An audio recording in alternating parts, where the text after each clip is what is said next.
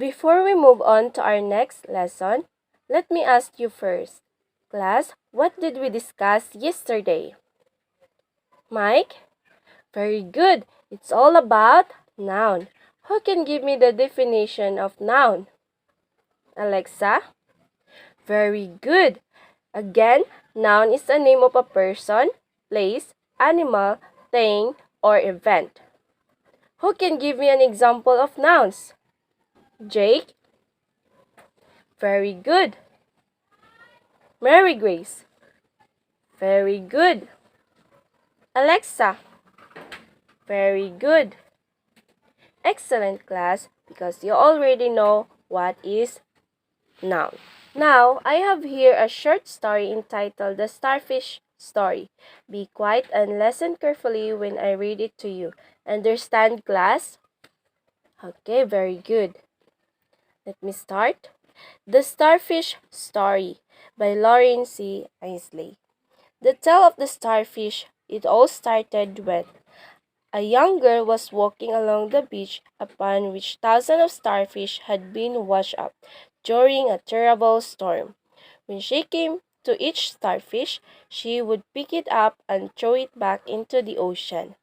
People watched her with amusement. She had been doing this for some time when a man approached her and said, "Little girl, why are you doing this? Look at this beach. You can save all these starfish. You can't begin to make a difference." The girl seemed crushed, suddenly deflated. But after a few moments, she bent down, picked up another starfish, and hurled it as far as she could into the ocean. Then she looked up at the man and replied, "Well, I made a difference for that one." The old man looked at the girl inquisitively and thought about what she had done and said. Inspired, he joined the little girl in throwing starfish back into the sea. Soon, others joined and all the starfish were saved. Before we proceed to our discussion today, I want you to read it again, the story that I prepare for you with the pictures in front of you. Then after, you will answer my questions. Understand, class? Okay, very good. You may now start reading. Are you done? Okay. I need 3 groups with the 3 members. We're going to have a simple game. I have here a set of words for each group. I need each member to arrange the words and form a sentence. I will give each group 2 minutes to arrange the words and paste it on the board. Do you have any question? Okay, let's start the game.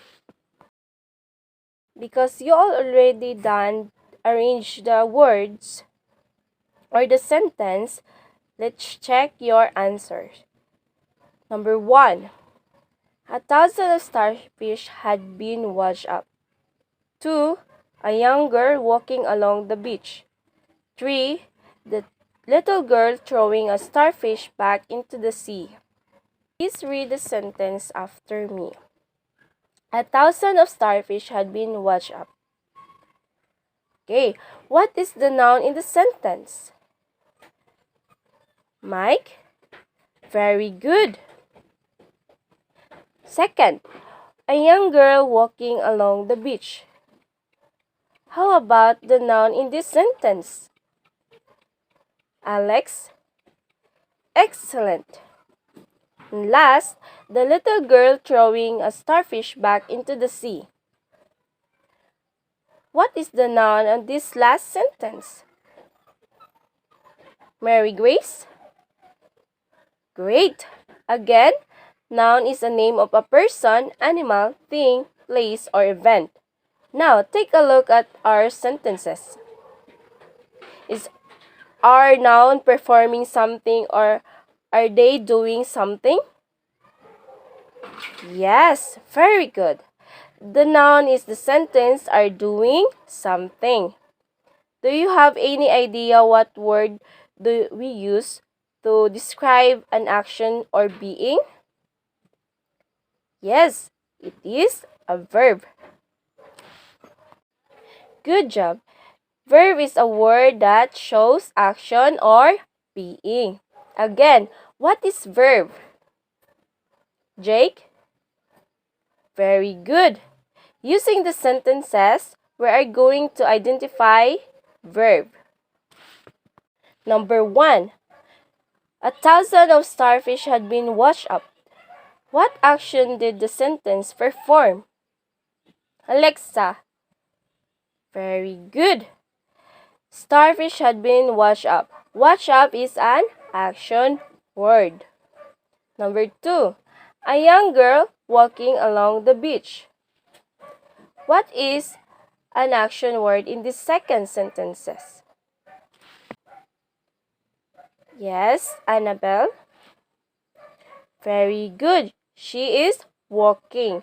Walking is an action word or verb. Third, the little girl throwing a starfish back into the sea. Now, look at our last sentence. Is there a verb? Okay. What is the action word or verb in the sentence? Yes, Carol. Excellent. She is throwing the starfish back into the sea. Throwing is the verb. Now, I want you to observe the words that are colorful and try to remember the verbs that will be used in the story. Write also the words that are not familiar to you and we will define them. Okay? Another one. Can you give me one sentence using the verb that you mentioned a while ago and write it in the board? Excellent. I think you are familiar with verbs. First activity. Direction. Write 5 sentences that have a verb in your own words. Then if you're done, pass it in front. You may now start. Are you done? Okay, good. Second activity. I will group you into 3 and each group will be perform different activity. The class divided into 3. Each group will create a presentation that shows your understanding to our lesson. First group will do a simple act or drama into 2 to 3 minutes. Second group will do a poster and explain their work into 2 to 3 minutes. And lastly, the third group will create a jingle or cheer into 2 to 3 minutes. I'm giving you 10 minutes to finish the activity. You may start now. Class, have you ever been to the beach or sea? Wow! What is your memorable experiences there? Nice! Can we see a starfish there?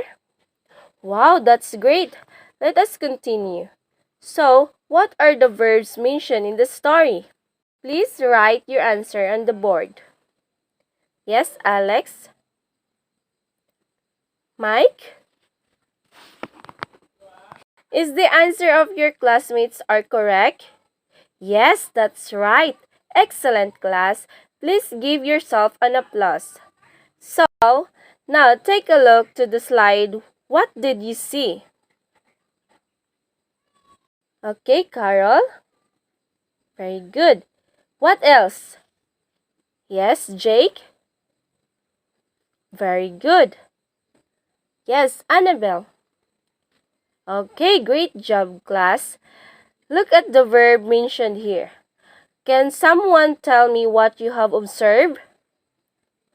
Yes, Kurt. Yes, Annabelle. Very good. Yes, James. Very good. Andrian. Very good. Alexa. Very good, class. I have here 5 sentences. I want you to identify first the noun and then define which is the verb. Sentence number 1. Ken wants a house. What is the noun and a verb in the sentence? Yes, Annabelle? Yes, can is a noun and want is the verb. Sentence number 2. It was a tiny plant. What is the noun and verb in the sentence? Yes, that's right. Plant is a noun and tiny is a verb. Next, sentence number 3. The car moves so fast. What is the noun and sentence? Yes, the car. What is the verb? Yes, moves. Next, sentence number 4. Karin plays guitar. What is the noun and verb in the sentence? Karin is the noun and plays is the verb. Very good. Last, sentence number 5. Piano creates music. What is the noun and verb in the sentence? Yes, piano is the noun and creates is a verb. Again, who can tell me what is verb?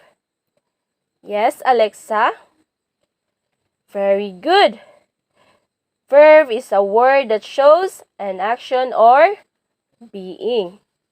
Now, that we know the verb, let us have another activity.